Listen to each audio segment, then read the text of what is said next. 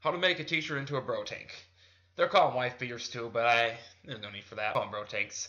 So I have this Francis Hall shirt. It's a really nice shirt. I think it looks really great on me. But I looked at it and it's all rotted out. And I'm like, yeah, it's time has come.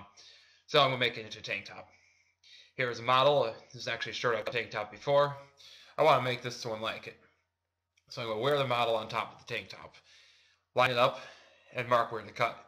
You want to mark about an inch out from the model, which looks kind of silly, but the shirt's going to cloth's actually go roll in, and when it's done rolling, it'll be just like the model. Your line should be equal distance from your seams, your collars, everything. It's better to have it too wide than too narrow. Armholes, it's better to have those too shallow because they will stretch out. It's a good idea to just cut the collar off at the seam and cut the armholes wider and shallower and the straps wider at first, and then trim it if needed. Now, here is a look at where we're going to cut. You want the straps to be about 3 inches wide, nothing more, not much less. At the front and back of the shirt, you don't want it to indent the curve. You want it to actually be too wide because your cloth is going to, like I said, curl over. It's going to roll up at least an inch, if not more. You want too wide. If you want to have to go back later, you'll have to go back later. Spread the shirt out. Make sure everything's lined up. You're going to want to make a cut into the side, 90 degrees from the sleeve. Cut it about an inch and then angle it up a little bit as you cut. That way, your armhole is rounded. It's not a V. If it's a V, it'll be all the pressure will be on one little point, most likely to rip. Scissors into the sleeve. You want to cut one side at a time. You don't want to cut both sides because in the event that the back is not lined up, you're going to either cut too deep or not cut enough, and it's better to just cut one side at a time. Or if it's uneven, anything within a 1/4 inch tolerance will roll over, it won't even bother it.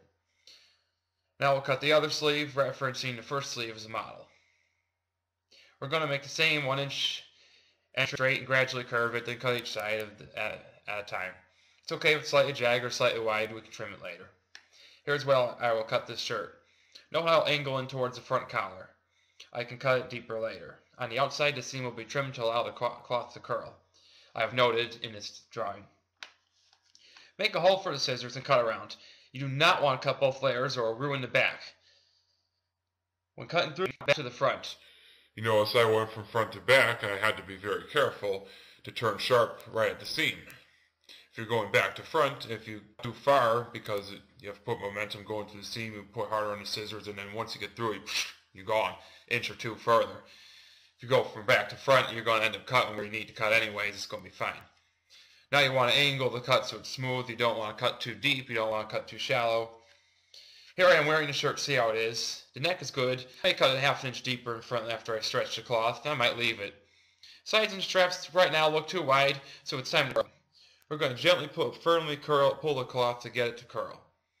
Now we have a good but wide tank top. I may widen the neck or trim the back to side slightly if I want more like the green model. Although this tank is already curled over, I find it curls more with time and as has the model.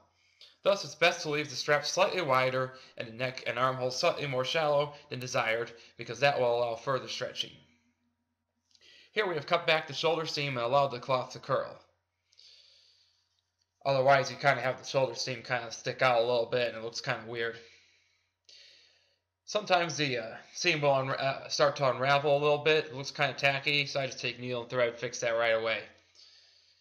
Now it's time to take this shirt to the gym and not to the garbage.